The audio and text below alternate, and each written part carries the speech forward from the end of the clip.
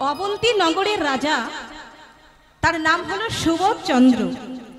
সেই রাজা সুবোধচন্দ্র, তার স্ত্রীর নাম হলো রানী সুশীলা। সেই রাজা এবং রানী খুব যত্ন সহকারে প্রজা পালন করে। সমস্ত প্রজারা মনে করে যে আমাদের রাজা হলো আমাদের পিতার মতো। পিতা যেমন করে তার সন্তানকে মানুষ করে, লালন পালন করে, ঠিক সেইভাবেই আমাদের রাজা সুবোধচন্দ্র আমাদেরকে সন্তান জ্ঞানে প্রতিপালন করে।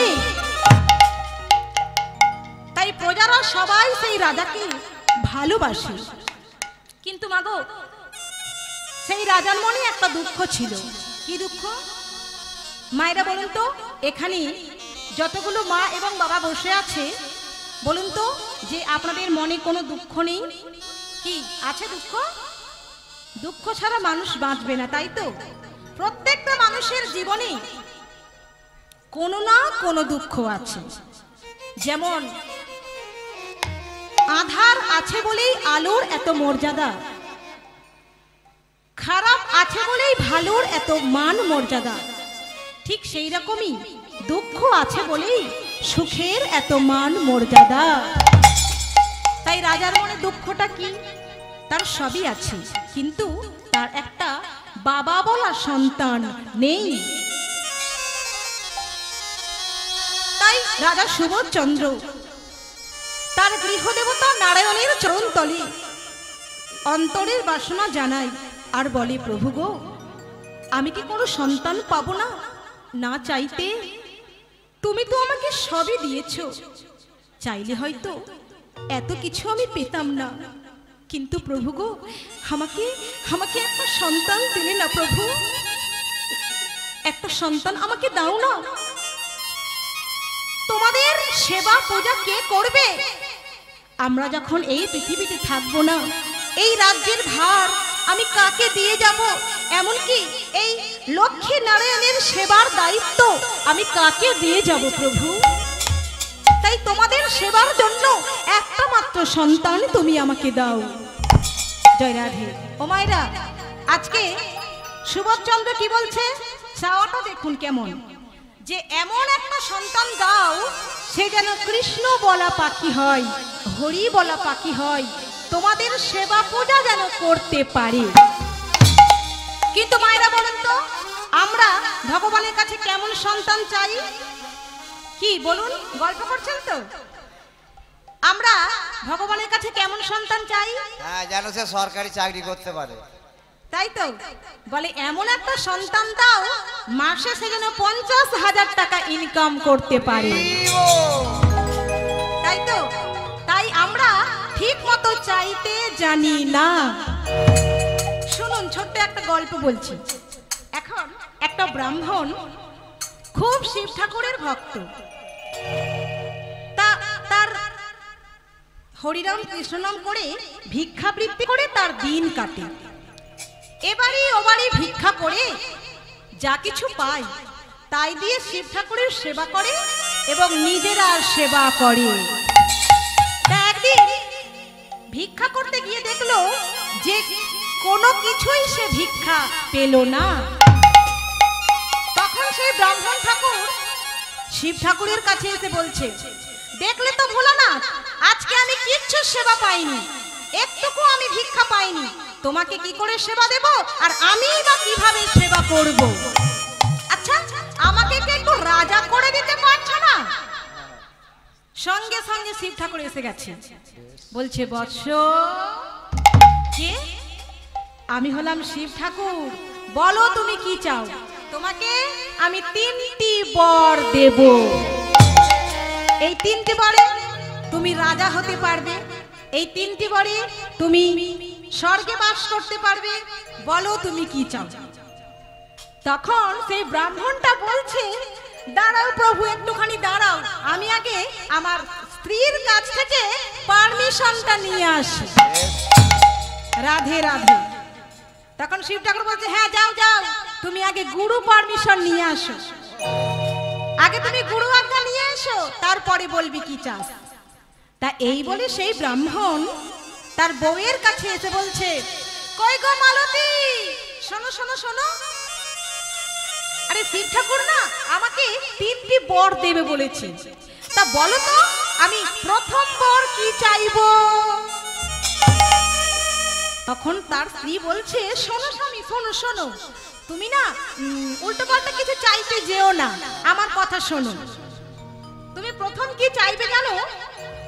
আমাদের দুইজনেরই নাকগুলি খুবই বচা, আমারও নাক নেই আর তোমারও নাক নেই। একটা কাজ করো, তুমি আগে শিব ঠাকুরের কাছে গিয়ে বলবে যে আমাদের ভালো ভালো নাক করে দাও। রাধে রাধে। তা এই বলে সেই ব্রাহ্মণ ঠাকুর শিব ঠাকুরের কাছে এসে বলছে, প্রভু ও প্রভু, আগে একটা কাজ করো, আমাদের প্রথম বর হিসেবে আমাদের নাক ভালো ভালো করে দাও। তখন শিব ঠাকুর বলছে, ঠিক আছে তুই বাড়ি যা, তোদের ভালো ভালো নাক হয়ে যাবে। যেই না ব্রাহ্মণ বাড়িতে ফিরে এসেছে, বউ তো একেবারে কান্নাকাটি আরম্ভ করে দিয়েছে, হাউ হাউ করে কাঁদছে। আরে কি হলো গো মালতী, তুমি কাঁদছো কেন? তখন তার বউ বলছে, এই দেখো না স্বামী, আমার সারা গায়ে নাক তৈরি হয়ে গেছে। ইস কি বিচ্ছিরি দেখাচ্ছে, মুখে 4টে নাক হয়েছে, হাতের মধ্যে 4টে করে নাক বেরিয়ে গেছে। ইস কি বাজে দেখাচ্ছে। তুমি কি বর চাইলে? যা বাবা, তুমি যা বলেছো আমি তো তাই চেয়েছি। তাই বলে এমন করে সারা গায়ে নাক বেরিয়ে পড়বে? এক কাজ করো, তুমি তোমার শিব ঠাকুরকে গিয়ে বলো আমাদের নাকগুলি আগে তুলে নিন। তখন সেই ব্রাহ্মণ ঠাকুর শিব ঠাকুরের কাছে এসে বলছে, ঠাকুর আগে একটা কাজ করো, আমাদের নাকগুলি আগে পরিষ্কার করে দাও। যেই না বলেছে, সব নাক নিয়ে নিয়েছে, মানে যেটা আগে ছিল সেটিও আর নেই। রাধে রাধে। তা এইবার সে যখন বাড়ি ফিরেছে, তার বউ তো আরো জোরে জোরে কান্নাকাটি করে দিয়েছে। আরে কি হলো, কাঁদছো কেন? তখন বলছে, আয়নার সামনে গিয়ে দেখো, দেখো না একবার, আগে যে নাকটা ছিল সেটিও নেই, একেবারে এখানে পরিষ্কার হয়ে গিয়েছে। আমি আর লোক সমাজে বেরোতে পারবো? লোকে আমাকে দেখলেই তো ভয়ে পালিয়ে যাবে। তুমি আগে শিব ঠাকুরকে গিয়ে বলো আমাদের আগে যেমন ছিল তেমন করে দাও। তখন সেই ব্রাহ্মণ ঠাকুর শিব ঠাকুরের কাছে এসে বলছে, প্রভু গো, আমাদের আগে যেমন ছিল তেমন করে দাও। তাহলে কি হলো? 3টেই হয়ে গেল, তাই তো? 3টে বরই শেষ। না পারলো রাজা হতে, আর না পারলো স্বর্গে বাস করতে। তাহলে আমরা চাইতেই তো জানি না। রজনীকান্ত সেনের একটা গান আছে, খুব সুন্দর গানটা। গানটা কি জানেন? একটুখানি গাইছি, শুনুন, ভালো লাগবে। ওরা চাহিতে জানে না দয়াময়, ওরা চাহিতে জানে না দয়াময়, ওরা চাইতে জানে না দয়াময়, ওরা চাহে ধন জন আয়ু আর বিজয়, ওরা চাহিতে জানে না দয়াময়, চাইতে জানে না দয়াময়, ওরা চাহিতে জানে না দয়াময়।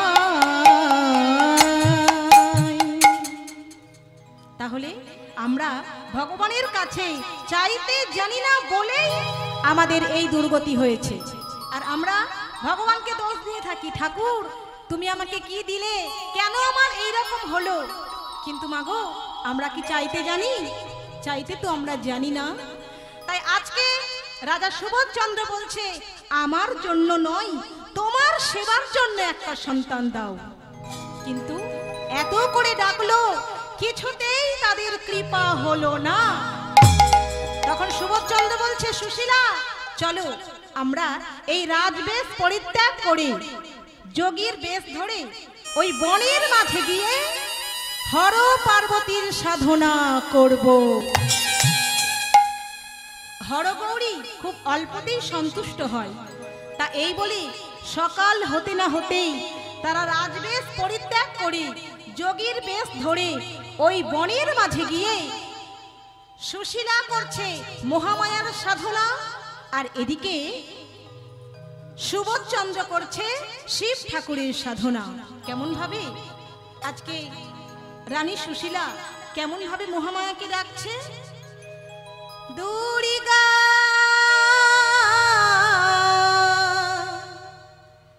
দুর্গতি নাশিনী দুর্গা দুর্গা দুর্গতি নাশিনী দুর্গা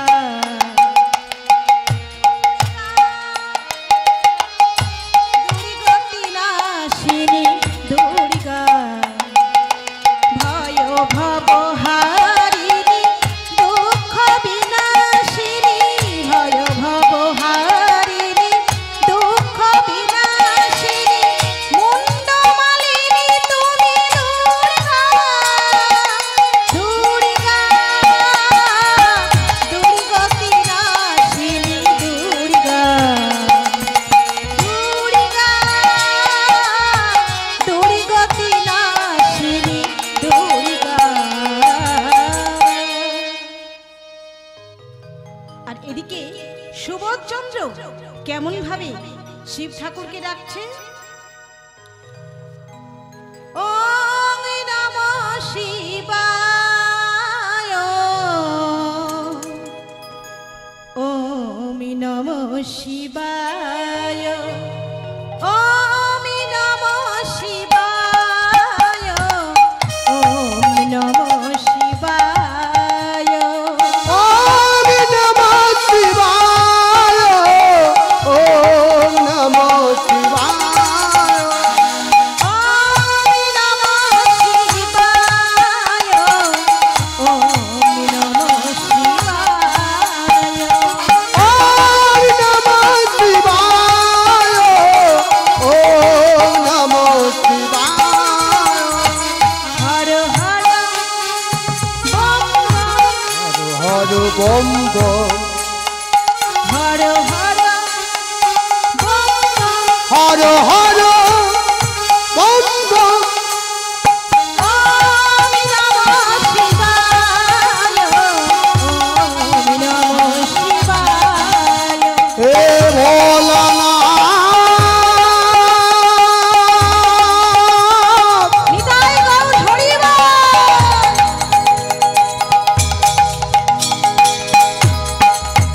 হে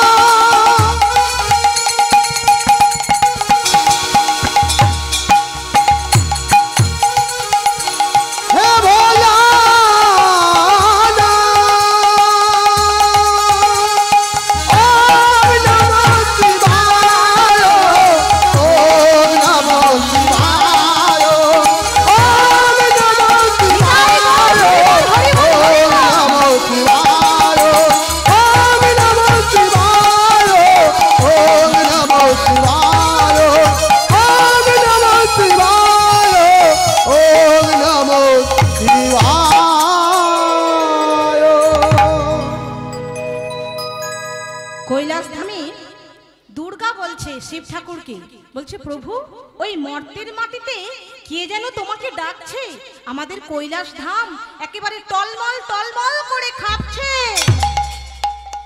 তখন শিব ঠাকুর বলছে, জানো পার্বতী, ওই মর্তের মাটির একজন রাজা, তার নাম হলো সুবোধচন্দ্র, সন্তান পাওয়ার আশায় আমাকে ডাকছে।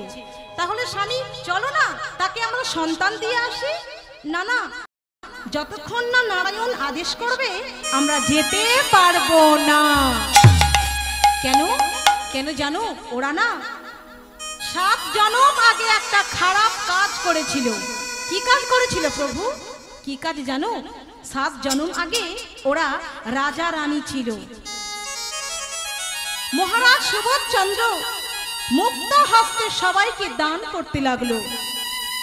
আর এই ঘটনা শুনে স্বয়ং শ্রীহরি নারায়ণ ছোট্ট বালকের বেশ ধরে সেই রাজবাড়িতে ভিক্ষা করতে এসেছিল। তখন তার স্ত্রী সুশীলা কি করেছিল জানো? ওই পোকা ধরা চাল এবং খারাপ নারকোল, মানে জল নড়ছে না এরকম নারকোল, যাকে আমরা ভোয়া নারকোল বলি, কি মায়েরা, তার ভেতরে কি কোনো শ্বাস থাকে? থাকে না। স্ব ইচ্ছায় কৃপণতা করে ওই সুশীলা পোকা হয়ে গেছে এমন চাল এবং খারাপ নারকেল দান করেছিল।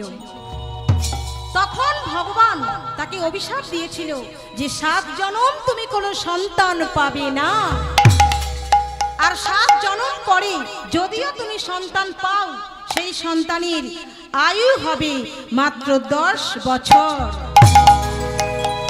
10 বছর পরে বেলা দ্বীপ প্রহরে তার মাথায় শুকনো বর্জ্যপাত পড়ে তার মৃত্যু হবে। এই কর্ম তারা করেছিল বলে এখনো পর্যন্ত তাদের কোনো সন্তান হয়নি। কিন্তু স্বামী গো, চলো না আমরা সন্তান দিয়ে আসি। আমরা পারবো না, যতক্ষণ না নারায়ণ আমাদের আদেশ করবে ততক্ষণ পর্যন্ত পারবো না। তখন দেবী পার্বতী বলছে, তবে চলো ওই বৈকুণ্ঠ ধামে গিয়ে নারায়ণের থেকে আমরা আশীর্বাদ নিয়ে আসি। তখন হর পার্বতী নারায়ণের কাছে এসে বলছে, প্রভু গো, ওই সুবোধচন্দ্র এবং রানী সুশীলা ওদেরকে কি একটা সন্তান দেওয়া যাবে? তখন নারায়ণ বলছে, বেশ, তোমরা আশীর্বাদ করে এসো তাদের যেন সন্তান হয়, কিন্তু এই কথা জানিয়ে দিয়ে আসবে 10 বছর পরে সেই সন্তানের মাথায় শুকনো বর্জ্যপাত পড়ে যেন তার মৃত্যু হয়। হর পার্বতী মর্তের মাটিতে এসে সুবোধচন্দ্রের কাছে এসে বলছে, সুবোধচন্দ্র, কে তুমি এসেছো প্রভু? তুমি এসেছো? এতক্ষণ পরে আমার ডাক তোমার কান পর্যন্ত পৌঁছেছে প্রভু, তুমি এসেছো? হ্যাঁ সুবোধ, আমি এসেছি। রানী সুশীলার কাছে পার্বতী গিয়ে বলছে, সুশীলা, এই নাও, এটি হলো একটি শ্বেত জবা। এই শ্বেত জবা ফুলটি পুণ্য তিথিতে পুণ্য লগ্নে গঙ্গাজল সহ ভক্ষণ করবে, তারপরেই তুমি গর্ভবতী হবে আর তোমার কোল জুড়ে নেমে আসবে একটা ভক্ত সন্তান। রানী সুশীলা আনন্দে আত্মহারা হয়ে গেল। কিন্তু এইদিকে ওই সুবোধচন্দ্রের কাছে শিব ঠাকুর বলছে, শোনো সুবোধ, তোমার সঙ্গে আমার আলাদা করে কথা আছে। একটু দূরে সরিয়ে নিয়ে গিয়ে বলছে, তোমার স্ত্রী এই কর্ম করেছিল। কি কাজ? স্বয়ং শ্রীহরি নারায়ণকে পোকা ধরা চাল এবং খারাপ নারকেল দান করেছিল। সেই কর্মের ফল স্বরূপ তোমাদের সন্তান হবে ঠিকই, কিন্তু তার আয়ু হবে মাত্র 10 বছর। 10 বছর পরে শুকনো বর্জ্যপাত পড়ে তার মৃত্যু হবে। না প্রভু, হে কখনো হতে পারে না প্রভু, কোনোদিনও হতে পারে না। আমাদের সন্তান 10 বছর পরে আমাদের ছেড়ে চলে যাবে। না না, হে কখনো হতে পারে না। এর চাইতে আমরা নিঃসন্তান ছিলাম, ভালোই ছিলাম। ফিরিয়ে নাও, ফিরিয়ে নাও এই বর। এমন বর আমরা চাই না প্রভু, এমন বর আমরা চাই না। কখনোই সম্ভব নয়। তোমাদের কর্মের ফল তোমাদের ভোগ করতেই হবে। মাগো, কর্মের ফল সবাইকে ভোগ করতে হয়। বলে না, পাপ ছাড়ে না তার বাপকে। তাহলে এখানে একটা দৃষ্টান্ত বলি। এখন একজন ব্রাহ্মণ কাশী থেকে অধ্যয়ন করে এসেছে।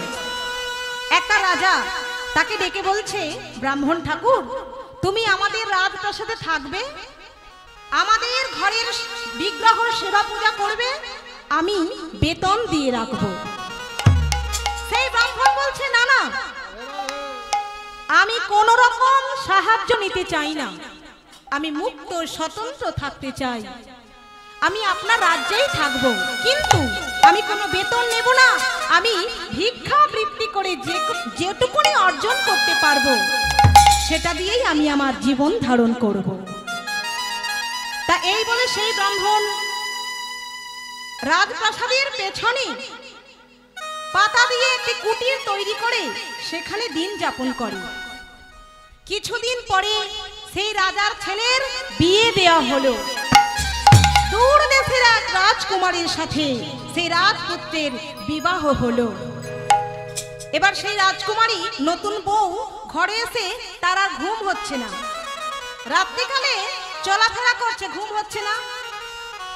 এমন সময় লক্ষ্য করলো যে ওই পালঙ্কের নিচে কি যেন একটা চকচক করছে। তখন বের করে দেখলো যে বিরাট বড় একটা তলোয়ার, তাতে হিরে মণি মুক্ত খচিত আছে, সেই জন্য এত জলজল করছে।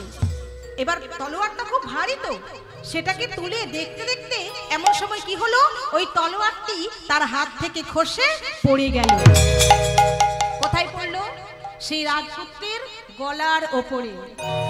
পড়ে যাওয়া মাত্রই সেই রাজপুত্রের গলাটি কেটে গেল। সেই রাজকন্যা মনে মনে ভাবলো, তাই তো, আমি এখন কি করব, কাকে ডাকবো? সকাল হলেই তো সবাই বলবে আমি একজন অপয়া মেয়ে, আমি অলক্ষী নারী, আমি প্রথম রাতেই বিধবা হয়ে গেলাম।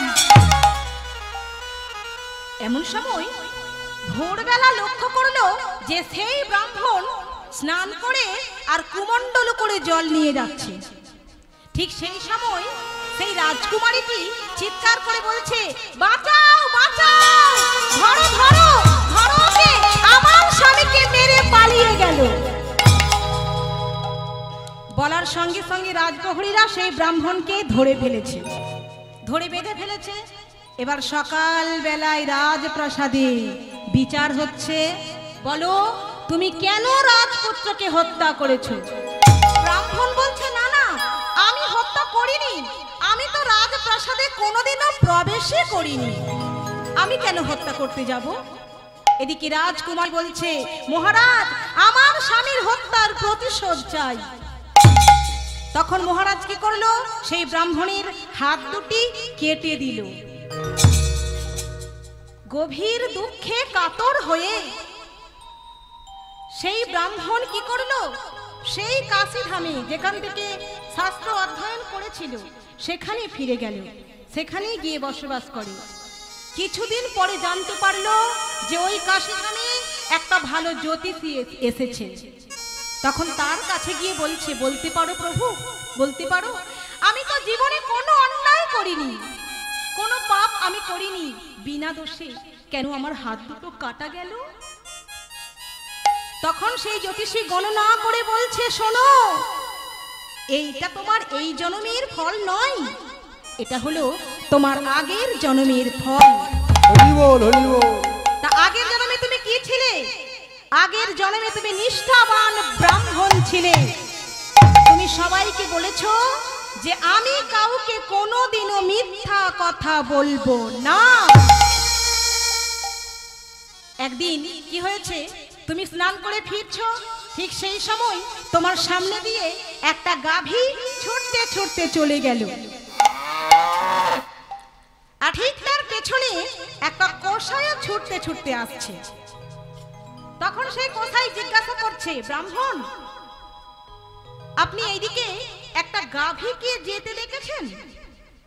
তখন তুমি বলছো যে তাই তো, আমি বলেছি মিথ্যা কথা বলবো না, কিন্তু যদি আমি সত্যিটা বলে দিই তাহলে ওই গাভীটাকে হত্যা করবে, তাহলে আমার পাপ হবে। তাহলে আমি কি করব? একটা কাজ করি, আমি মুখেও কিছু বলবো না এবং মিথ্যা কথাও বলবো না, আমি বরং হাত দিয়ে দেখিয়ে দিই। তখন তুমি হাত দিয়ে দেখিয়ে দিয়েছিলে আর মাথা নেড়েছিলে, মানে এই দিকে গিয়েছে। তখনই সেই কসাই গিয়ে সেই গাভীকে হত্যা করলো। আর সেই গাভী এই জন্মে ওই রাজকুমারী হয়ে জন্ম নিয়েছে, আর সেই কসাই এই জন্মে ওই রাজপুত্র হয়ে জন্ম নিয়েছে, আর সেই ব্রাহ্মণ হয়েছো তুমি। তুমি ওই যে হাত দিয়ে দেখিয়ে দিয়েছিলে ওইদিকে গেছে, সেই জন্যই তোমার বিনা দোষে বিনা অপরাধে তোমার হাত দুটি কাটা গেল। নিতাই গৌর হরি বল। হরি বল, হরি বল। তাহলে কি হলো? প্রারব্ধের ফল কখনো বিফলে যায় না। তুমি যেমন কর্ম করবে ঠিক তেমনই ফল তোমাকে ভোগ করতে হবে। জয় রাধে। তাই সুভাষচন্দ্র মনে মনে ভাবলো, এই কথা আমি জেনেছি, আমার সুশীলাকে আমি জানতে দেব না। তা এই বলে ঘরে ফিরে এলো। এইবার সেই জবা ফুলটি রানীমা ভক্ষণ করলো। তারপরে কি হলো? রানীমা গর্ভবতী হলো।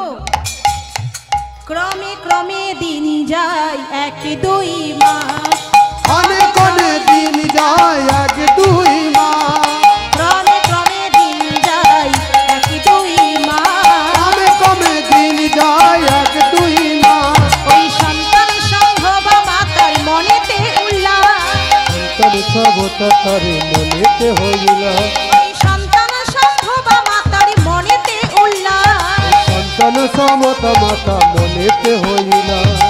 আনন্দ ধরে না, আনন্দ ধরে না, পুত্রবদন দেখবে বলে আনন্দ ধরে না, পুত্রবদন দেখবে বলে আনন্দ ধরে না। ওই পুত্রবদন দেখতে আহা সবাই মিলে হরি বলো। আনন্দ ধরে না,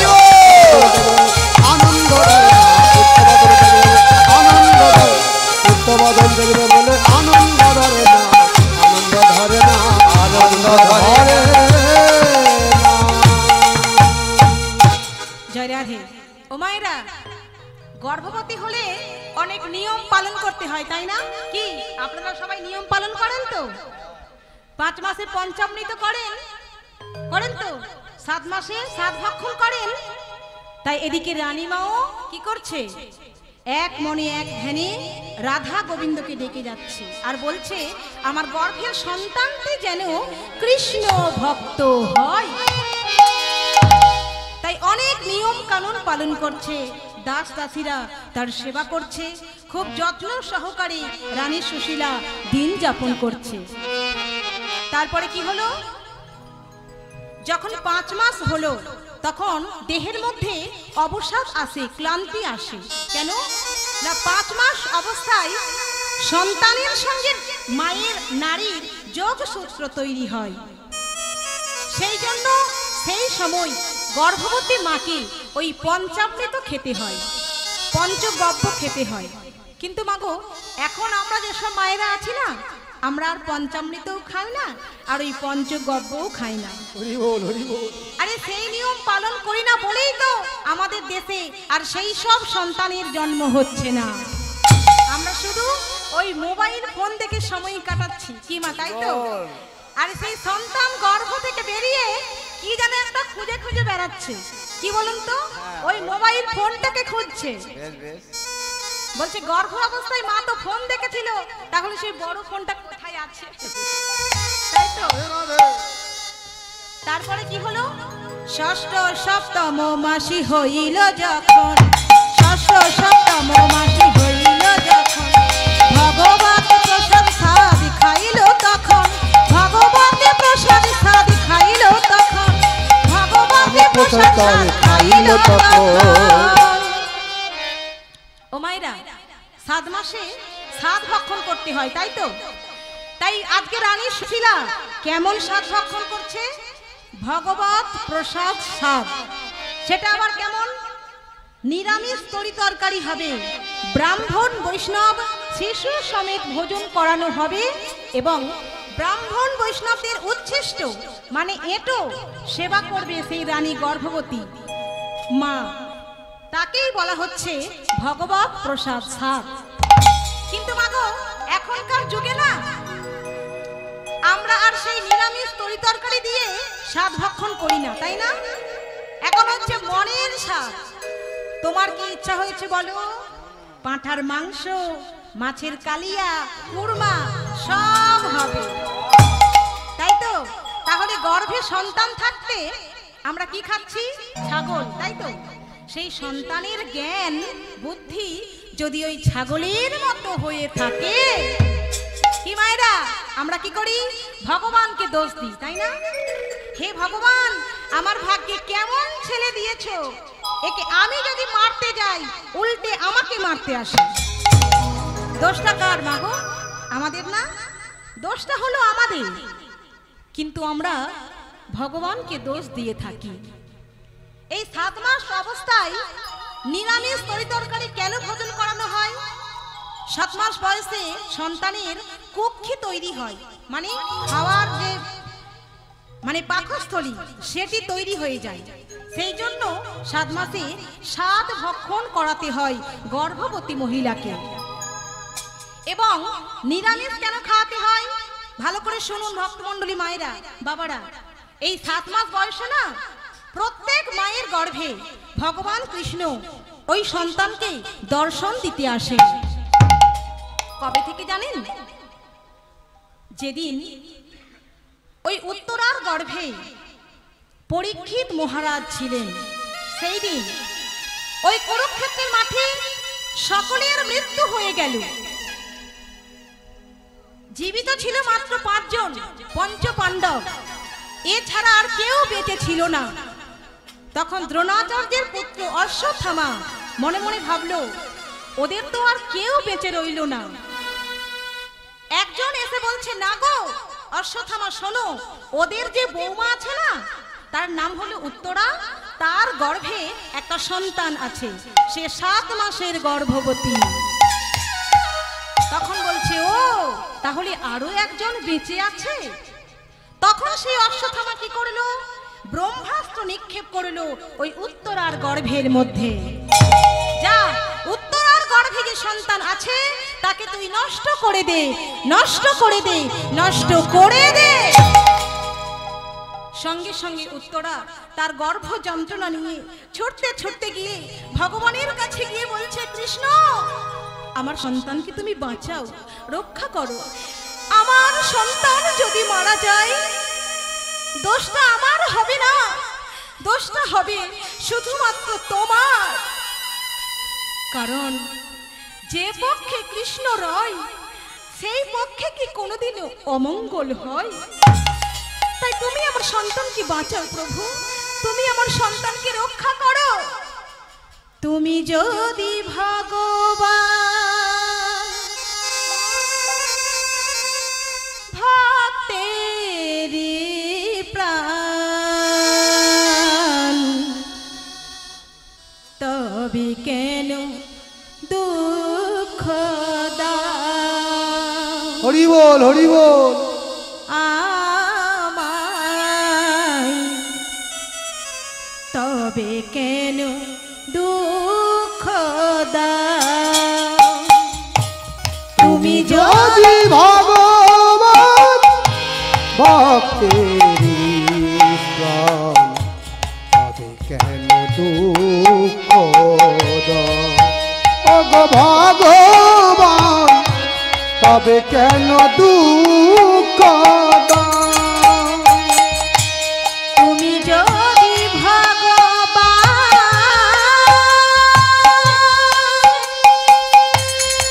ভক্তেরি প্রাণ, তবে কেন দুঃখ দাও? ওগো দয়াময়, তবে কেন দুঃখ দাও?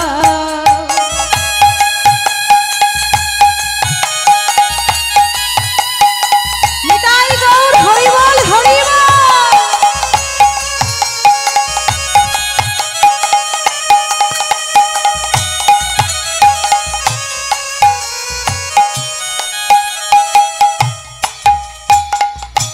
তুমি যে কামনা,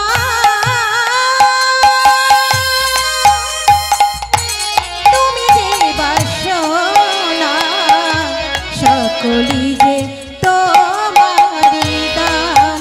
ওগো দয়াময়, সবই যে তোমার দান। ওগো দয়াময়, সবই যে গো তোমার দান। তুমি যে কামনা, তুমি যে বাসনা, সকলি যে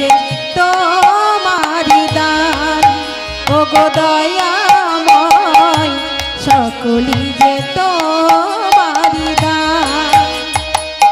তুমি যে কামনা, তুমি যে বাসনা, সকলি তোমারি দান।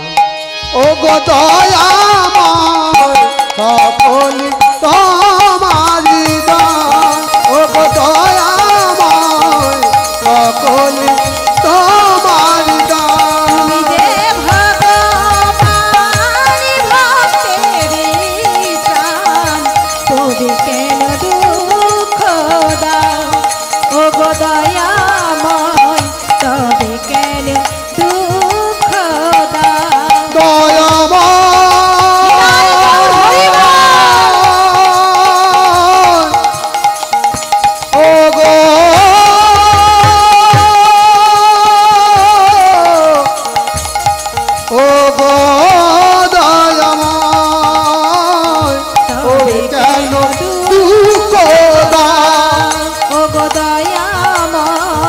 তবে কেন দুঃখ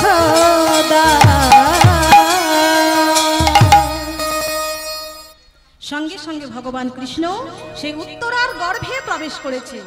প্রবেশ করে বলছে, কি রে কোথায় দাঁড়িয়ে থেকো বাবা? মানে আমরা যখন গর্ভে থাকি তখন মাথাটি নিচের দিকে এবং পা উপরের দিকে থাকে, তাই তো? ওই যে উপরের দিকে পা আছে আমাদের, পরীক্ষিতের পা উপরের দিকে আছে, ঠিক সেই সময় ওই পরীক্ষিতের পায়ের মধ্যে ভগবান কৃষ্ণ দুটি চরণ রেখেছে। রেখে বলছে, কি রে পরীক্ষিত, খুব কষ্ট হচ্ছে? বলছে, হ্যাঁ প্রভু খুব কষ্ট হচ্ছে, আমাকে তাড়াতাড়ি এই পৃথিবীতে পার করিয়ে দাও। আরে অনেক সময় আছে, তুই এখানে বসে বসে নাম ভজন কর, ঠিক সময় হলে তোকে আমি পার করিয়ে দেব। হরি বল, হরি বল। সেদিন থেকে প্রত্যেক মায়ের গর্ভে 7 মাস অবস্থায় সন্তানের কাছে ভগবান আসে আর বলে, কিরে এই পৃথিবীর মাটিতে এসে আমার নাম ভজন করবি তো? আমরা প্রত্যেকজন ভগবানকে কথা দিয়েছিলাম, হ্যাঁ এই মাতৃগর্ভে বড্ড ছোট জায়গা, ঠিক মতো হাত পা মিলতে পারছি না, তাই নাম ভজন করতে কষ্ট হচ্ছে। পৃথিবীর মাটিতে গিয়ে বড় জায়গা পাবো, ভালো করে নাম ভজন সাধন করব।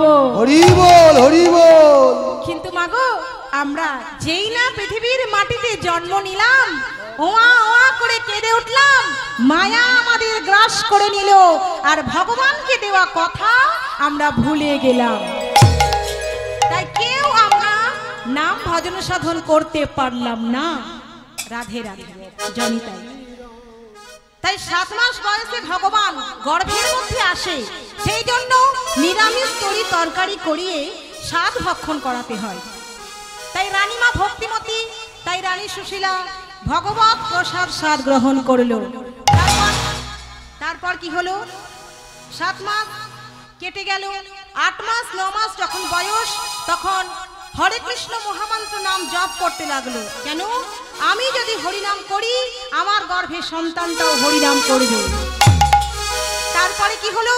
10 মাস 10 দিন যেই না পূর্ণ হলো, 10 মাসে 10 দিন হইল পুরা। 10 মাসে 10 দিন হইল পুরাণ। 10 মাসে 10 দিন হইল পুরাণ। হেন কালে পুত্র সন্তান লভিল জনম, পুত্র সন্তান লহিল জনম। আনন্দ আর ধরে না রে, আনন্দ আর ধরে না রে, আনন্দ আর ধরে না, আনন্দ আর ধরে না গো। পুত্রের বদন হেরে আনন্দ আর ধরে না, ওই পুত্রের বদন হেরে আনন্দ আর ধরে না রে। পুত্রের বদন আহা সবাই মিলে হরি বলে, হরি বলো, সবাই মিলে হরি বলো, সবাই মিলে হরি বলো। আনন্দ আর ধরে না গো, আনন্দ আর ধরে না গো। 'জনিতাই জয় রাধে। 10 মাস 10 দিন পূর্ণ হতেই মায়ের কোল আলো করে সন্তানের জন্ম হলো। সবাই তখন উচ্চস্বরে হরি বল করতে লাগলো। হরি বল। জয় রাধে। ও মায়েরা, আপনারা এই সন্তানকে আশীর্বাদ করবেন তো? হ্যাঁ, সবাই মিলে যারা ঘুমাচ্ছে তারা আশীর্বাদ করবে। সবাই মিলে একটু ভালো করে উলুধ্বনি করুন, কেমন? ভালো করে উলুধ্বনি করুন করুন, আরেকটু জোরে, আরেকটু জোরে। নিতাই গৌর হরি বল, হরি বল, হরি বল, হরি বল।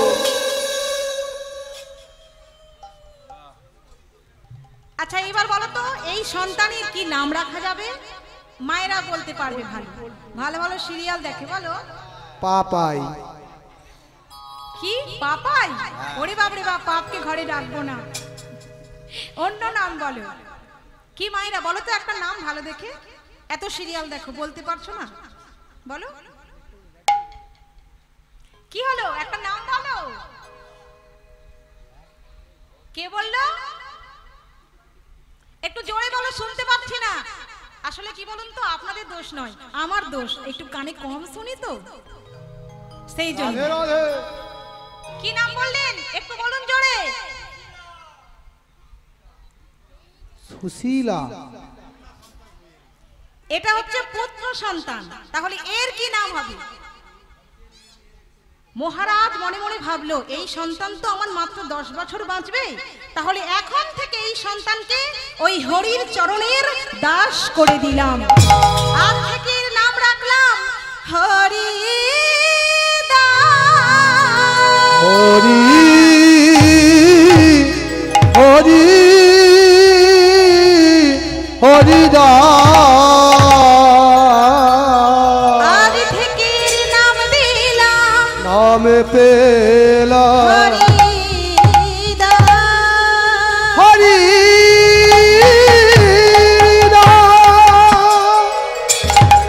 এই সন্তানের নামকরণ হয়ে গেল হরিদাস। আনন্দের বন্যা বইছে রাজবাড়িতে, সবাই আনন্দ করছে। আই গো তোরা দেখবি যদি, আই গো চলিয়াই, অবন্তী নগরে সুখে হিল্লাল বয়ে যাই। সবাই মিলে একটু তালি দেবেন, তালি। তোরা দেখবি যদি, আই গো চলে আই, অবন্তী নগরে সুখের হিল্লাল বয়ে যায়। নিতাই গৌর হরি বল। দেখবি যদি, দেখবি যদি অবন্তী নগরে হিল্লার হয়ে যায়। আই গো তোরা দেখবি যদি, আই গো চলে আই, অবন্তী নগরে সুখের হিল্লাল বয়ে যায়। আই গো তোরা দেখবি যদি, দেখবি যদি অবন্তী নগরে হিল্লার হয়ে যায়। কেহ নাচে কেহ গায়, কেহ বলে হরি, কেহ নাচে কেহ গায়, কেহ বলে হরি। কেহ নাচে কেহ গায়, কেহ বলে হরি, কেহ নাচে কেহ গায়, কেহ বলে হরি। আবার কেহ কেহ, আবার কেহ কেহ আনন্দেতে যাই গড়া করি। কেহ কেহ ওই আবার কেহ কেহ আনন্দেতে যায় গোরা গরি। দেখবি যদি এই কতনা, দেখবি যদি অবন্তী নগরে সুখের বন্যা বয়ে যায়। দেখবি যদি এই কতনা, দেখবি যদি অবন্তী নগরে বন্যা বয়ে যায়। নিতাই গৌর হরি বল।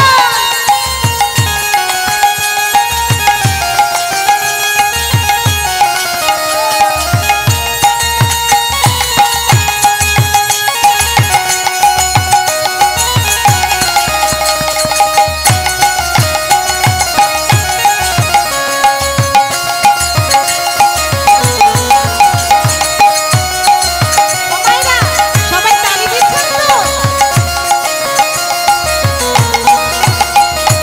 কেহ নাচে কেহ গায়, কেহ বলে হরি, আরে কেহ নাচে কেহ গায়, কেহ বলে হরি। কেহ নাচে কেহ গায়, কেহ বলে হরি, কেহ নাচে কেহ গায়, কেহ বলে হরি।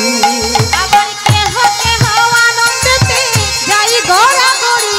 কেহ কেহ ওই আবার কেহ কেহ আনন্দেতে যায় গোরা গরি। ও গো দেখবি যদি এই কতনা,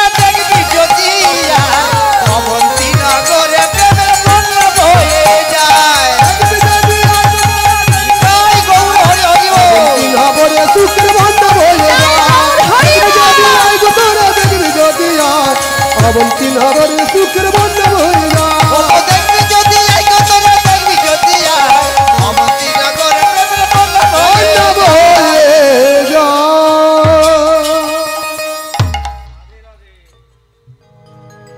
রাজ্যের মধ্যে আনন্দের বন্যা বইছে, কিন্তু একজনের মনে আনন্দ নেই। কে সে? তার নাম হলো রাজা সুবোধ চন্দ্র। সর্বদাই মনে মনে ভাবে, 10 বছর পরে আমার এই ছোট্ট সন্তান, আমার হরি বলা পাখি, সে মারা যাবে। 10 বছর পরে আমার সন্তানের মাথায় শুকনো বর্জ্যপাত পড়বে। 10 বছর পরে আমার সন্তান আমাকে ছেড়ে চলে যাবে। সর্বদাই এই চিন্তা ভাবনাই করতে থাকে মহারাজ সুবোধ চন্দ্র। দেখতে দেখতে সন্তানের বয়স হলো মাত্র 5 বছর। সেই সন্তানকে সুশিক্ষায় শিক্ষা দেওয়ার জন্য তাকে পাঠশালায় পাঠানো হলো। বেশ কিছু দিনের মধ্যে সেই সন্তান সুশিক্ষা অর্জন করল। একদিন রাজা সুবোধ চন্দ্র দিন গুনতে গুনতে দেখতে পেল তার সন্তানের বয়স আজকে হয়েছে মাত্র 9 বছর 6 মাস। মানে আর 6 মাস বাঁচবে, আর 6 মাস পরে তার মাথায় শুকনো বর্জ্যপাত পড়ে তার মৃত্যু হবে। তখন সুবোধ চন্দ্র দুঃখে কষ্টে নারায়ণের কাছে গিয়ে বলছে, ওগো প্রভু নারায়ণ, তুমি এমন একটা ফল আমাকে দিয়েছো, এমন একটা পোকা ফল আমাকে দিয়েছো যে সারা জীবন আমাকে সেই কষ্ট দুঃখের বোঝা বয়ে যেতে হবে। বলতে পারো প্রভু, আমি কি অপরাধ করেছিলাম, কি এমন অন্যায় করেছিলাম যে আমার ভাগ্যে এই কষ্ট তুমি দিলে?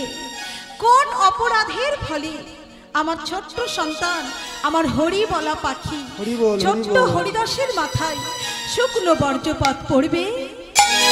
তাই অঝর নয়নে কেঁদে কেঁদে ভগবানকে ডাকছে, বলো কোনি রাধে সাজায় আমায় দিলে,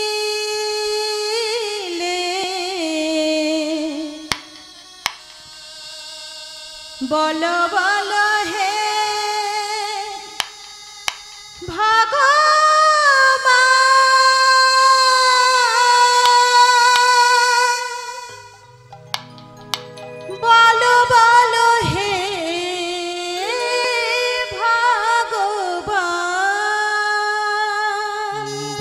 বলো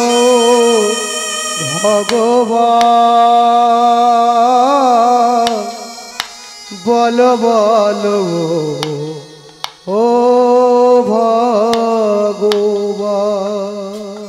দিলে যদি পুত্র মরে, দিলে যদি পুত্র মরে, তবে কেড়ে কেন নিতে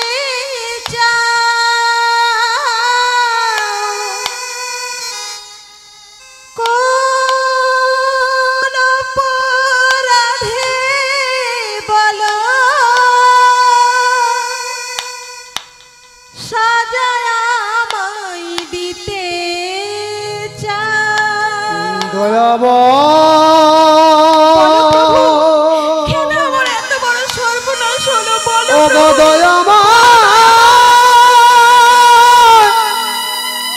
তুমি আমায় বলে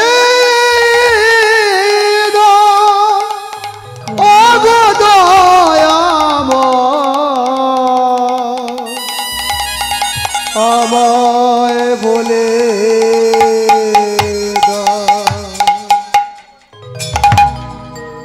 আর এদিকে সেই ছোট্ট হরিদাস তার সখাদের নিয়ে খেলা করছে আর বলছে, এই লালটু, এই বল্টু, আজকে তো আমরা অন্যদিন অন্য অন্য খেলা করি, আজকে আমরা কি খেলা খেলবো জানিস?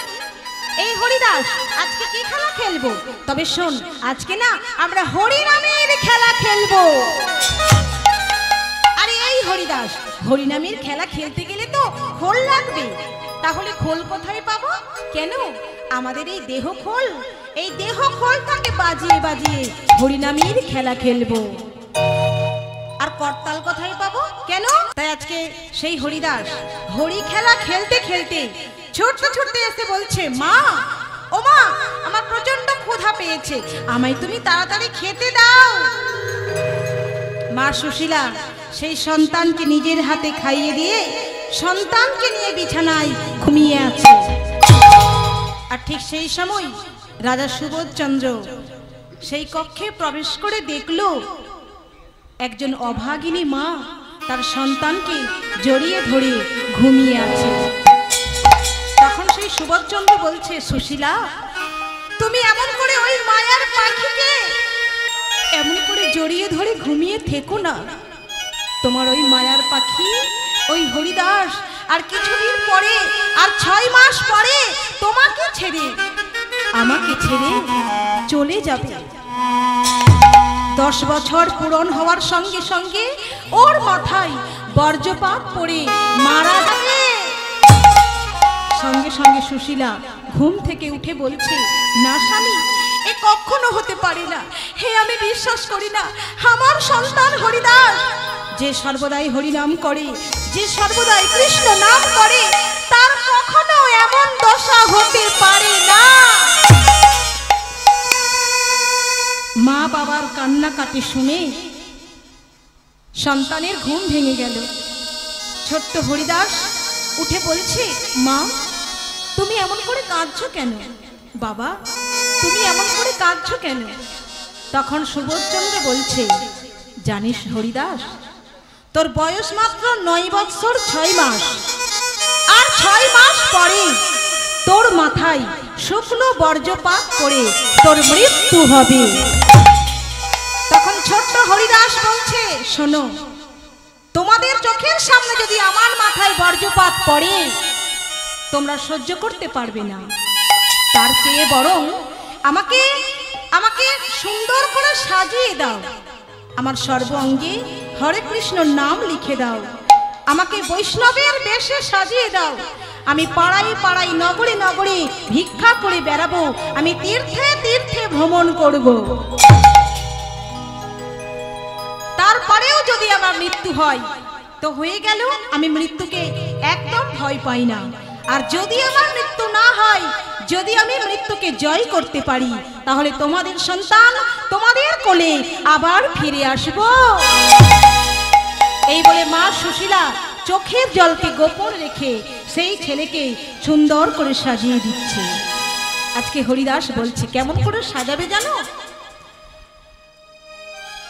আমার সারিব অঙ্গে লিখে দিও কৃষ্ণ কৃষ্ণ নাম। আমার সারিব অঙ্গে লিখে দিও কৃষ্ণ কৃষ্ণ নাম। আমার সারিব অঙ্গে লিখে দিও কৃষ্ণ কৃষ্ণ নাম। আমার সারিব অঙ্গে লিখে দিও কৃষ্ণ কৃষ্ণ নাম। কৃষ্ণ ছাড়া মোর জীবনে, কৃষ্ণ ছাড়া মোর জীবনে, কৃষ্ণ ছাড়া মোর জীবনে, কৃষ্ণ ছাড়া মোর জীবনে ইয়া আছে দান কৃষ্ণ কৃষ্ণ নাম। আমার সারিব অঙ্গে লিখে দিও কৃষ্ণ কৃষ্ণ নাম। আমার সারিব অঙ্গে লিখে দিও কৃষ্ণ কৃষ্ণ নাম। যেদিন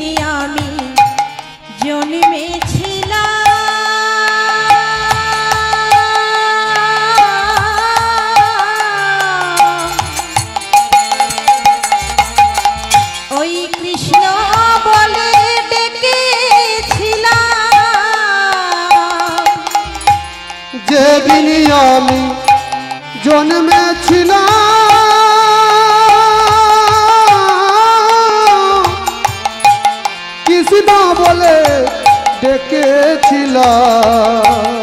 যেদিন আমি জন্মেছিলাম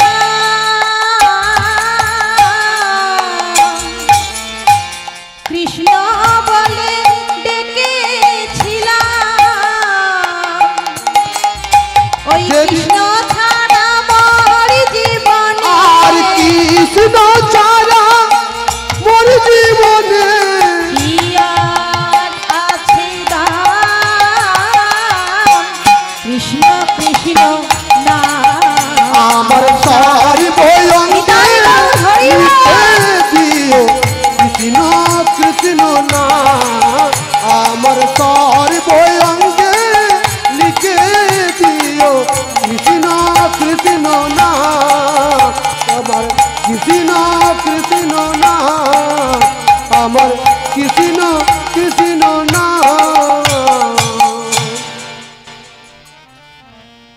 হরিদাসীর কথা শুনে তার মা চোখের জলকে গোপন রেখে সুন্দর করে হরিদাসকে সাজিয়ে দিল, তার ললাটে তিলক সেবা করে দিল, তার সর্ব অঙ্গে হরে কৃষ্ণ নাম লিখে দিল, তার অঙ্গখানি নামাবলী দিয়ে ঢেকে দিল। এইবার হরিদাস চলল কোথায়? তীর্থ ভ্রমণ করতে। হরিদাস সর্বতীর্থ ভ্রমণ করতে লাগলো। প্রথমেই গেল কোথায়? প্রয়াগ তীর্থ। প্রয়াগে গঙ্গা স্নান করলো। প্রয়াগে গঙ্গা স্নান করে তারপরে এলো কোথায়? ওই কাশী বিশ্বেশ্বরের মন্দিরে। কাশী বিশ্বেশ্বরের মন্দিরে এসে ভোলা মহেশ্বরকে প্রণাম জানিয়ে তারপরে এলো কোথায়? মা অন্নপূর্ণার মন্দিরে। যখন অন্নপূর্ণার মন্দিরে এসে দাঁড়ালো তখন তার বয়স 9 বছর 9 মাস, মানে আর 3 মাস মাত্র বাঁচবে। অন্নপূর্ণার মন্দিরে এসে বলছে, মা গো, আমার প্রচন্ড ক্ষুধা পেয়েছে মা, আমায় কিছু খেতে দেবে মা? আমায় কিছু খেতে দেবে? দে না মা, আমায় কিছু খেতে দে না, আমি 3 মাস কিচ্ছু খাইনি মা, আমায় কিছু খেতে দে না মা। হরিদাস কাঁদতে কাঁদতে বলছে, আমায় খেতে দে মা, খেতে দে মা, ক্ষুধার জ্বালা আর সহে না। খেতে দে মা, খেতে দে মা, ক্ষুধার জ্বালা আর সহে না। আমায় খেতে দে মা, খেতে দে মা, ক্ষুধার জ্বালা আর সহে না। খেতে দে মা, খেতে দে মা, ক্ষুধার জ্বালা আর সহে না। ক্ষুধার জ্বালা বড়ই জ্বালা,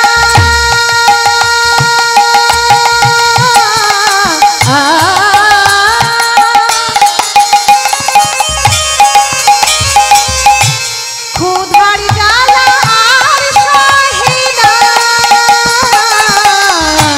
ক্ষুধার জ্বালা বড় জ্বালা,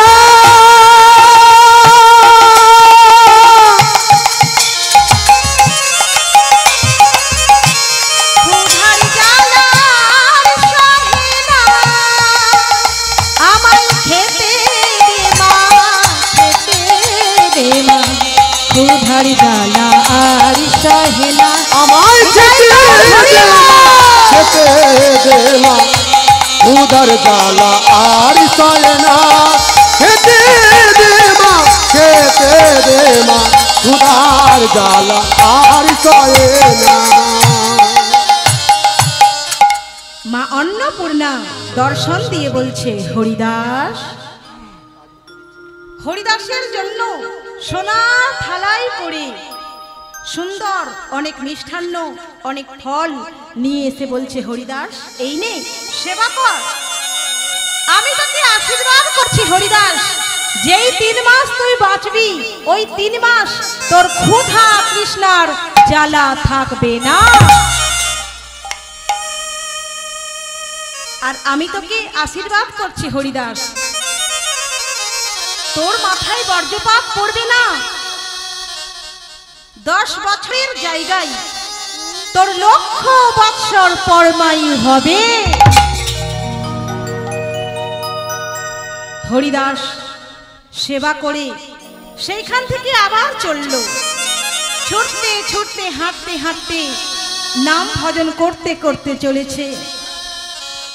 হে দয়ালি ঠাকুর, তুমি আছো কত দূর, পাবো কি তোমারি দর্শন। সবাই মিলে মা তালে তালে। হে দয়ালি ঠাকুর, আছো কত দূর, পাবো কি তোমার দর্শন। আর পাবো কি তোমার দর্শন, পাবো কি তোমার দর্শন। হে দয়ালি ঠাকুর, আছো কত দূর, পাবো কি তোমার দর্শন।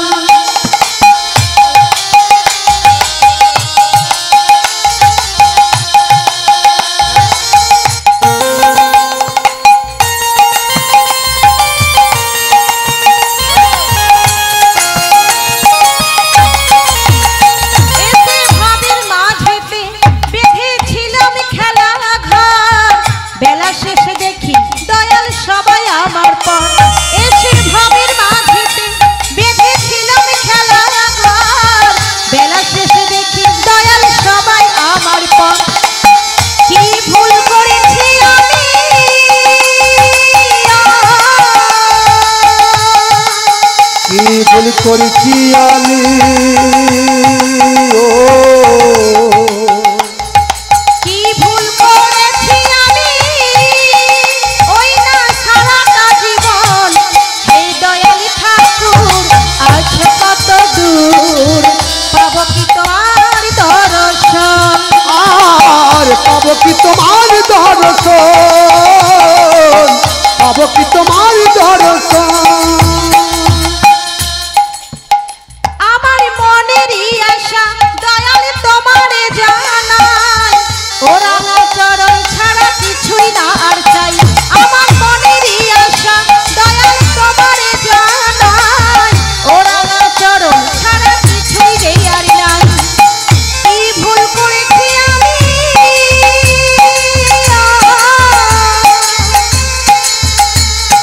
কি ভুল করেছি আমি, ওই না সারাটা জীবন। হে দয়ালি ঠাকুর, আছো কত দূর, পাবো কি তোমার দর্শন। পাবো কি তোমার দর্শন, পাবো কি তোমার দর্শন, পাবো কি তোমার দর্শন, পাবো কি তোমার দর্শন, পাবো কি তোমার দর্শন।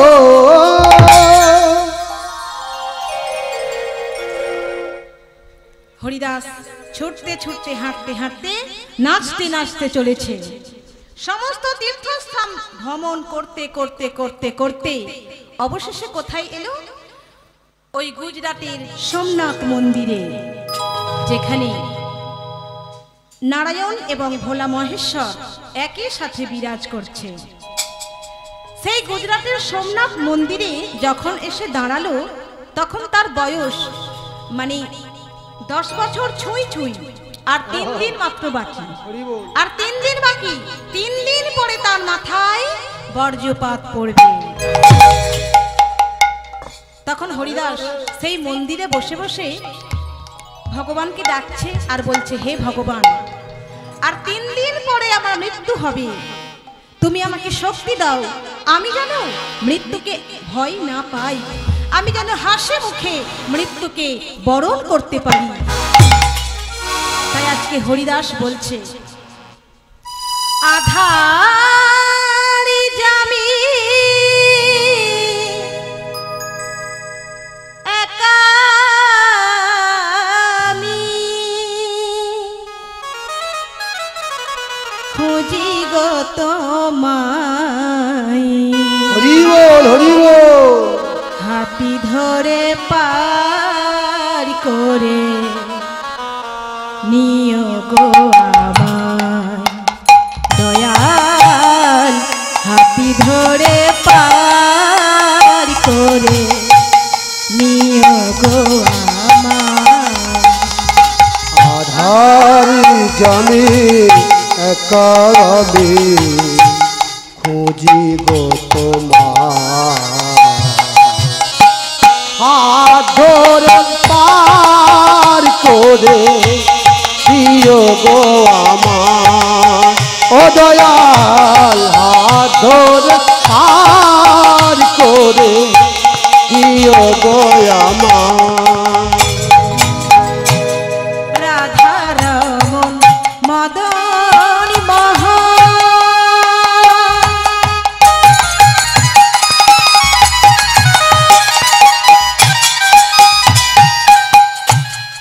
ও গো গিরিধারী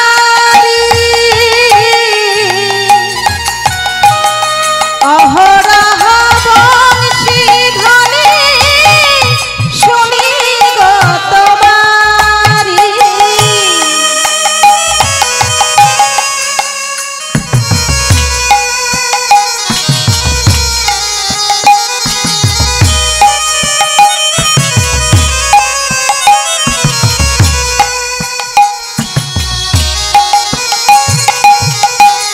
রাধারমণ মদন মোহন ও গো গিরিধারী অহরহ বংশীধ্বনি শুনি গো তোমারি। ও চরণে ভক্ত জনে আরে ও চরণে ভক্ত জনে, ও চরণে ভক্ত জনে আরে ও চরণে ভক্ত জনে, আমি জানি পাই হাতি ধরে পার করে নিও গো আমায়। ও দয়াল আমার করে দিও গো আমার। আধার আমি একা আমি খুঁজি গো তোমায়, হাতি ধরে পার করে নিও গো আমায়। ও দয়াল হাত ধরে পার করে দিও গো আমার। ও দয়াল হাত ধরে পার করে দিও গো আমার।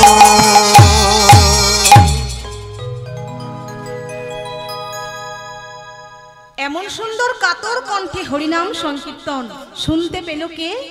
একটা মুনি, তার নাম হলো ত্রিজটা মুনি। সেই ত্রিজটা মুনি ছুটতে ছুটতে এসে বলছে, ওরে বালক, কে তুই? এমন সুন্দর মধুর হরিনাম মধুর সংকীর্তনে এমন করে মন্দির প্রাঙ্গণ মাতিয়ে দিলি, কে তুই বালক? তোর নাম কি? তখন সেই ছোট্ট হরিদাস বলছে, আমার নাম হলো হরিদাস। এমন কাতর কণ্ঠে হরিনাম করছিস কেন? তোর কি হয়েছে? তখন সেই ছোট্ট হরিদাস বলছে, 3 দিন পরে আমার মাথায় বর্জ্যপাত পড়ে আমার মৃত্যু হবে। তাই নাকি? যে এত সুন্দর হরিনাম করে, যে এত সুন্দর কৃষ্ণ নাম করতে পারে, তার মাথায় আবার বর্জ্যপাত পড়তে পারে নাকি? এটা কখনো হতে পারে না।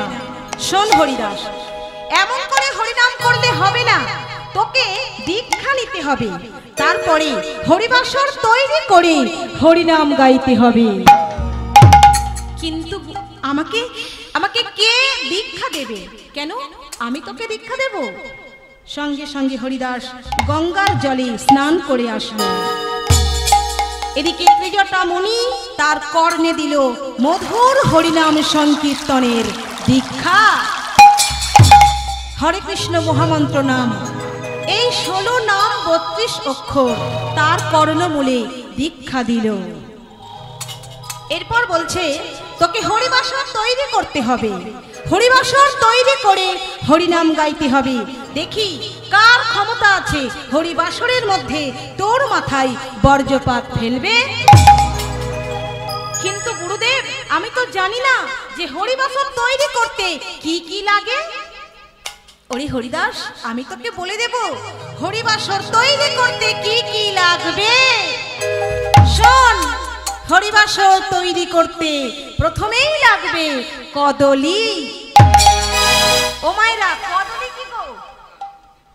যে মা ঘুমাচ্ছে উনি বলতে পারবে। একবার ডাকো, একবার খেলা দিয়ে ডাকো। ঘুম আসতেই পারে, আপনারা কেউ হাসবেন না। আজকে নিয়ে মিনিমাম 4-5 দিন হরিনাম মানে অনুষ্ঠান হচ্ছে তো নাকি? তাহলে ঘুম আসতেই পারে, তাহলে হাসির কি আছে? জয় রাধে। আচ্ছা, কদলি মানে কি? কলা, তাই তো? ক অর্থে কাম আর ল অর্থে, ক অর্থে কাম, দ অর্থে দমন আর লি অর্থে লীলার অধিকারী।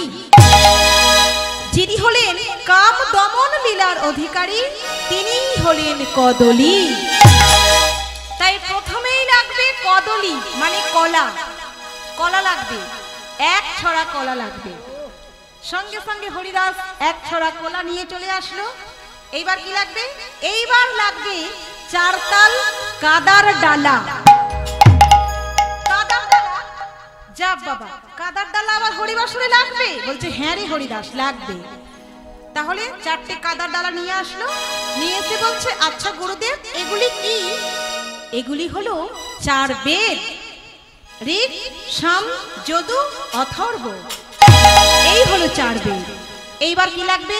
এইবার ওই 4টি কাদার ডালার উপরে 4টি খড়ি লাগবে। 1 হাত সাইজের খড়ি। সঙ্গে সঙ্গে 4টি খড়ি নিয়ে এলো, গেঁথে দিয়ে বলছে, আচ্ছা এই খড়িগুলি কি? এগুলি হলো বেদ দণ্ড। এইবার এই খড়ির ওপরে 3টি করে 12টি তাল পাতা লাগবে। তাল পাতা ছোট্ট ছোট্ট সাইজ করে কেটে নিয়ে 3টি করে 12টি তাল পাতা লাগিয়ে দিল। জয় রাধে। ভক্তমণ্ডলী, ভক্তিমতী মায়েরা, আমি যেগুলো যেগুলো বলছি সেগুলো করা আছে তো? রাধে রাধে। তাহলে এই তাল পাতা কি? তখন ত্রিজটামণি বলছে, এই তাল পাতাগুলি হলো ভগবান কৃষ্ণের দ্বাদশ সখা। যে 12 জন সখা নিয়ে গোবিন্দ বৃন্দাবনে লীলা করেছিলেন, এই তাল পাতাগুলি হলো সেই 12 জন সখা। রাধে রাধে। শ্রীরাম, সুদাম, দাম, বসুদাম, মধুমঙ্গল, এছাড়া আরো অন্যান্য সখা আছে। মোট 12 জন সখা। জয় রাধে। এইবার কি লাগবে? এইবার ওই তাল পাতার ওপর দিয়ে নখেয়া সুতা পাক দিতে হবে। নখেয়া সুতা, নখেয়া সুতা দেওয়া আছে। ছোট্ট হরিদাস বলছে, আচ্ছা এই নখেয়া সুতা কারা? তখন গুরুদেব বলছে, এই নখেয়া সুতা হলো নববিধা ভক্ত। নববিধা ভক্তি আছে না? শ্রবণং, কীর্তনং, অর্চনং, বন্দনং, দাস্য, চক্ষ, বিষ্ণু শরণং, পাদ সেবনং, আত্মনিবেদনং। এই হলো 9 জন ভক্ত। এই 9 জন ভক্ত, 9 জন ভক্তিকে কাজে লাগিয়ে উদ্ধার পেয়েছিল। তাই এই নখেয়া সুতা হলো 9 জন ভক্ত। এই 9 জন ভক্ত কে কে? নববিধা ভক্তির প্রথমেই বলছে শ্রবণম, মানে হরিনাম শ্রবণ করো। তাহলে হরিনাম শ্রবণ করে ভগবানকে লাভ করেছিল কে? মহারাজ পরীক্ষিত হরিনাম শ্রবণ করে ভগবানকে লাভ করেছিল। তারপরে কীর্তনং, মানে কীর্তন করা, ভগবানের গুণ কীর্তন করে ভগবানকে লাভ করেছিল কে? শুকদেব গোস্বামী। তারপরে অর্চনং, মানে পূজা করা, পূজা করে ভগবানকে পেয়েছিল কে? পৃথু মহারাজ। তারপরে বন্দনং, মানে বন্দনা করা, ভগবানের বন্দনা করে ভগবানকে লাভ করেছিল অক্রূর। তারপরে বিষ্ণু শরণম, মানে বিষ্ণুকে স্মরণ করা, বিষ্ণুকে স্মরণ করে ভগবানকে পেয়েছিল ভক্ত প্রহ্লাদ। সর্বদাই হরি হরি করত। তার বাবা বলেছিল, বল তোর হরি কোথায় থাকে? তখন সেই প্রহ্লাদ বলেছিল, আমার হরিকে যেখানেই খুঁজবে সেখানেই পাবে। তখন হিরণ্যকশিপু বলছে, আমি যদি এই স্তম্ভের মধ্যে আঘাত করি আমি পাবো? বলছে হ্যাঁ। তখন ওই স্তম্ভের মধ্যে গদা দিয়ে আঘাত করেছিল, সঙ্গে সঙ্গে ওই স্তম্ভের ভেতর থেকে নরসিংহ মূর্তি ধারণকারী ভগবান বেরিয়ে এসেছিল এবং প্রহ্লাদের বাবাকে হত্যা করেছিল। এবার পাদ সেবনম মানে চরণ সেবা করা, নারায়ণের চরণ সেবা করে নারায়ণকে লাভ করেছিল লক্ষ্মী দেবী। এবার দাস্য মানে ভগবানের দাস্য বৃত্তি করা, ভগবানের দাস্য বৃত্তি করে ভগবানকে লাভ করেছিল কে? বীর হনুমান। তা হনুমান কেমন দাস? একদিন রামচন্দ্রকে সবাই দেখতে আসছে, আর রামচন্দ্র সবাইকে একটা করে উপহার দিচ্ছে, আর হনুমানকে ডেকেছে। যেই না হনুমান রামচন্দ্রের কাছে এসেছে, সঙ্গে সঙ্গে রামচন্দ্র তার গলা থেকে মুক্তোর মালাটি খুলে হনুমানের গলায় পরিয়ে দিয়েছে। হনুমান কি করছে? ঘুরিয়ে ফিরিয়ে দেখে মুক্তোর মালাটিকে দাঁত দিয়ে টেনে ছিঁড়ে মুক্ত ছড়িয়ে দিল। লক্ষণ বলছে, হনুমান তুমি এমন করে মুক্তগুলোকে ছুঁড়ে ফেললে কেন?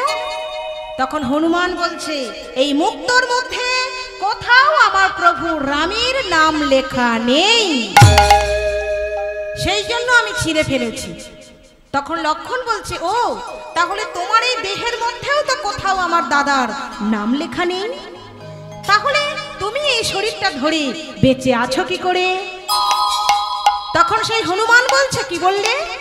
আমার মধ্যে তোমার দাদার নাম লেখা নেই? শোনো, আমি এখনই দেখিয়ে দেব আমার বুকের মধ্যে তোমার দাদা নাম লেখা আছে। তখন হনুমান কি করলো? তার নখ দিয়ে তার বক্ষটাকে বিদীর্ণ করলো। সঙ্গে সঙ্গে লক্ষণ কি দেখতে পেল? হনুমানের বুকের মাঝে রাম সীতা যুগল মূর্তি।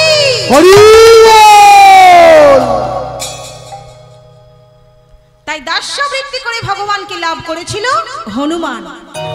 এইবার সখ্য মানে বন্ধু, ভগবানের বন্ধু সেজে ভগবানকে লাভ করেছিল কে? বীর অর্জুন। এইবার আত্মনিবেদন মানে সর্বস্ব দিয়ে যে ভগবানকে লাভ করেছিল সে হলো বলি মহারাজ। একদিন বলি রাজা সবাইকে দান করছে, তখন স্বয়ং শ্রী বিষ্ণু নারায়ণ ছোট্ট বালকের বেশ ধরে তার কাছে এসে বলছে, আমার 3 পদ ভূমি লাগবে। তখন বলি মহারাজ বলছে, তাহলে তোমার ছোট্ট ছোট্ট পায়ে মেপে নাও 3 পদ ভূমি। তখন সেই ছোট্ট বামনরূপী ভগবান বিরাট আকার ধারণ করেছে, একটা চরণ দিয়ে স্বর্গ, একটা চরণ দিয়ে মর্ত, আরো একটা চরণ বার করে বলছে, এই চরণটি আমি কোথায় রাখবো? তখন বলি মহারাজ বলছে, আমার মাথায় রাখো। বলছে, তুমি তো এই মর্তের মাটিতে আছো, এই মর্তের মাটি হলো আমার, তাহলে এই চরণ আমি কোথায় রাখবো?